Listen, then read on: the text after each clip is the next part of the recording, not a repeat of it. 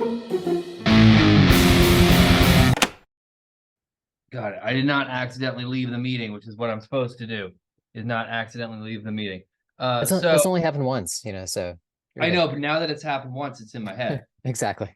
It's like, after one thing happens, you then realize that it's a possibility, and Exactly. like you treat things differently. That's a major thing just in life, is it only really needs to happen once. Oh wait, I mean, since we started, we're starting with big talk. It's nice to see you, Andrew. It's nice to see you. Another way of saying that is, hi, Andrew. Hello, Brandon. Start that timer. Booyah. Booyah. Oh, yeah. So, we're talking about words that we're trying to take out of our vocabulary so that other words might be able to grow. Mhm. We have already taken out the existence of all unnecessary mugs. We don't need to make another mug for another couple years, I think. As a Yeah, society, there is no need for new mugs. yeah, pretty much like all kitschy sayings have been printed on mugs at this point. Yeah, every kitchen mug you have, I'm not Yeah. saying we never get to do it again. If you're a big mug person, we'll make mugs again. We're just But gonna wait. yeah, there's like a pipeline. Like if you don't like because there's no way Yeah, there's a pipeline of mugs you have to get through first. yeah, or like maybe you have to buy you have to like it has to we have to know that you bought 3 used mugs. Yeah. Uh, And then you can buy a new one. and then you can buy new ones. Yeah. Yeah, Or you have to be gifted. Like yeah, or no, you have to gift somebody 3 mugs. You have to give somebody 3 mugs. three And used then mugs or three, or maybe you can only buy mugs for other people. Maybe that should be a personal rule. no, that because that's what creates the whole problem is when people buy mugs for other people. That's true. That's the problem.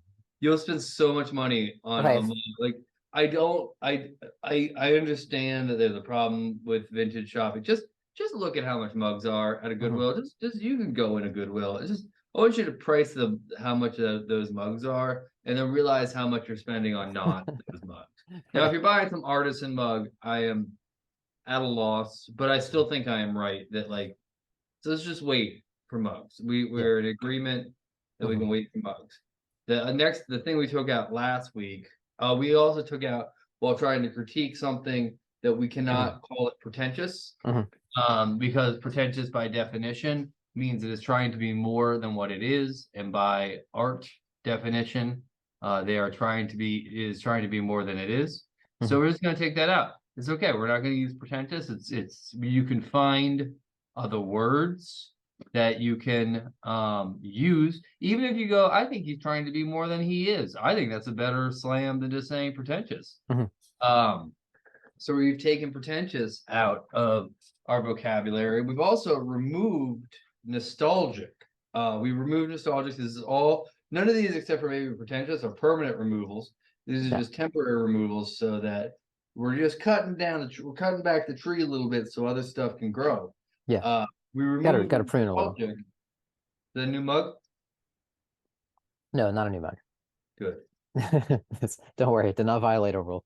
Uh, we remove nostalgic so that we can understand what we feel nostalgic for, not just say, "Oh, I'm nostalgic Yeah. for it," or it's nostalgia bait, and then move on. There's something in there. Let it be the design, the color, the when and where it took place. Yeah. Uh, What gives it the the character? What gives the it the care, personality? Yeah. yeah. Or you can even say this where I was in my life. Yeah. This reminds me of where I was in my life, but that's a much stronger statement than, "Oh, I'm nostalgic for it." Mhm. Okay, so we've got rid of all of that. Now I'm going to go real wide. All Okay, right. I'm good. excited. And then next week you got to come up with a word we're not using because Okay. I feel like I'm the word cop now. You didn't never want to I be know. it. Um, Yeah. especially you don't want to be a word cop. Next thing you know, I we're think gonna be banning books. yeah, no, yeah, all words are banned for a little bit, just vibes. I think in your own language, and this is just this is Mhm. something you should try because I've been trying it and I've been getting good results from it, is to remove all Lee words. Lee? Yes, Oh, like dash Lee. Okay. positively, Yeah. absolutely, Okay. completely. And just this is not like I don't find this to be as hard Okay. as a set of rule as the other ones. Mhm, But I okay. think if you try this is a blue face, this is your blue era stuff. This is you Yeah. can only Okay. paint blue for a little bit.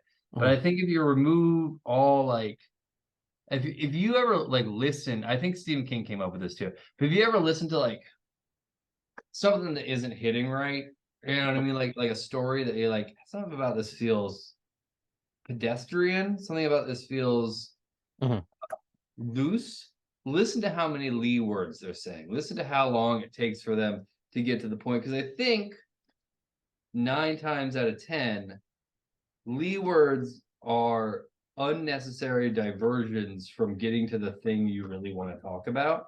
Okay. Now, this is not always the case, Mhm. but if you want like a fast hack, remove every Lee word that you have written or said, or like try to remove it from your vocabulary and see what it feels like to Yeah. not to say like what happened. Like, and it'll stop. And what's good, what we want to happen in this when we do this experiment is we want to get stopped. I know that sounds Mhm. weird, but we want to go because we want to go, You okay, want to be thinking about what you're saying. Like, yeah, it will yeah. stop you and will make you think about what you're saying So this one's more. Hmm? good. Yeah. No, you go. No, finish the thought. Well, so this one's a little bit different. Because it's more, it's not just removing a word, it's kind of removing almost a habit Hmm. in some ways. So can you give me an example of like how of a sentence you would normally use a Lee word in, and then what you would replace it with? Absolutely. Okay. That's a good joke. Yes, I can. See? Yeah, let's see. So he stared at the tree lecherously, Okay. which is actually a really interesting sentence. I That's would like, like yeah. That's actually a sentence I'm not sure I want to replace. So, but for the sake of argument. But yet again, just like Yeah. we are not actual. You don't actually have to take nostalgic out of your pretentious. I stand for. But with Lee, if you go, okay, well, he stared at the tree lecherously. Okay, so instead of trying to do that, try to go, okay, that might be a perfect sentence. I want to know more. I know, because I that one's sort of like that's the beginning of a story right there, you know. That Don't is, we I've like done we need such a to good job. yeah, we need to know like what the backstory is of this person staring at the tree. Which I think might actually be what my point is, which is if you Yeah. take the Lee out, you can Mhm. explore what the backstory is. Yeah, okay. Like if you use maybe it's not if you use a Lee word uh you have to yeah you should take all your Lee words out. It's if you use a Lee word you have to explain why you're using your Lee word. If you go okay, uh he laughed evilly. That'll work. He, instead of he laughed evilly, you say he had an evil laugh, right? Okay. And Well, in yeah, because I think what I immediately thought of was like kind of at a different context. Like if I so maybe this isn't what you're talking about, but I was thinking like a sentence like um he completely finished his meal. Okay, okay, so love it. Let's try to figure it out. yeah, okay. Uh, um That being said, if you get rid of the completely and just say he finished his meal, does that change the sentence in any way? Is what you're trying to say? He ate every bit of his right. meal. He ate right. Okay, so your point is like, okay, instead of using just one word, then try to find another way to describe the situation. Is that what you're trying to Yeah, get at? Yeah. either shorten it or make it more interesting. I think Oh, okay, is okay. the job. Either one. Yeah, that makes sense. Okay, so like we Shorten can it, make it more condense. Yeah, interesting, like or less try to figure verbiage. out what the backstory is, which is make Yeah, it more. okay. Right, okay. So he either like he finished his meal or he ate every bit of his meal or he he consumed the peas and carrots and broccoli that were on his plate. Yeah, every one of Yeah. those I think is a more interesting sentence than he completely finished his meal. Like if you Yeah. just take, and like I'm not saying but if you ever want to like look at a draft or something Mhm. you're saying in front of people, I Yeah. think removing Lee words is a fast way. And like you'll end up with he stared at the tree lecherously, which is the greatest sentence ever Mhm. spoken, obviously. Totally. Yeah. Which yeah, I figured it out. Good job, Brandon. But you will.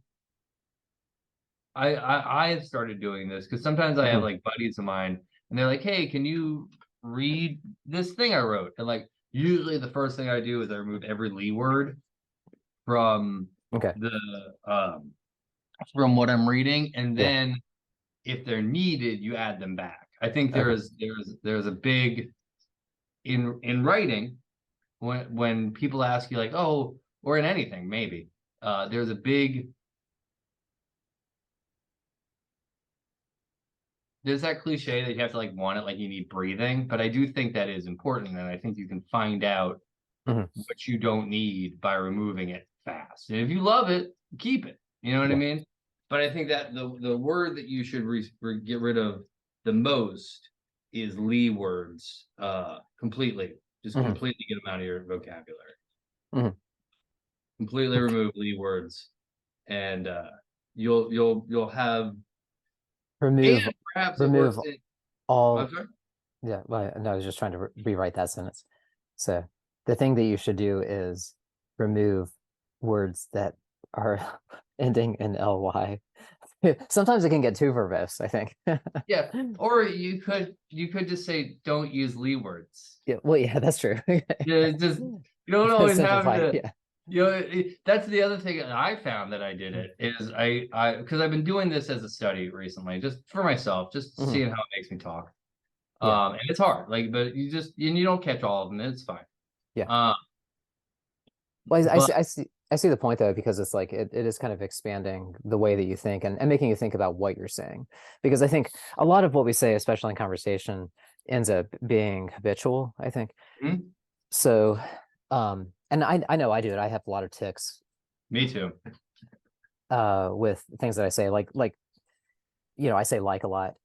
Uh I'll a lot. I'll say I think, so there's a lot of like habits and things like that that just become sort of part of the conversation. And when you really start to fight, like even now, I'm actively saying to myself, okay, don't say like, don't say and there's this like little pressure on my brain right now that I can feel. Isn't that a fascinating feeling? Yeah. There's that's the I don't know if it is a famous philosopher, but it is the unexamined life is not worth living. You know that one. Hmm. And that's pretty wild. I think most life is worth living. Let's calm down a little bit. Um, but I think there is a space for there is a space for examining your language as much as you can when you can. I Yeah. don't I don't believe that it needs to be a constant. Mhm. That sounds maddening, but I do think that it is a fast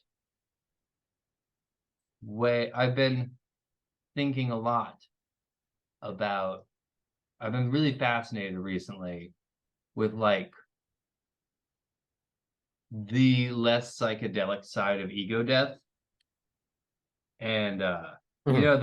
the thing that the voice in your head is not you. Mhm.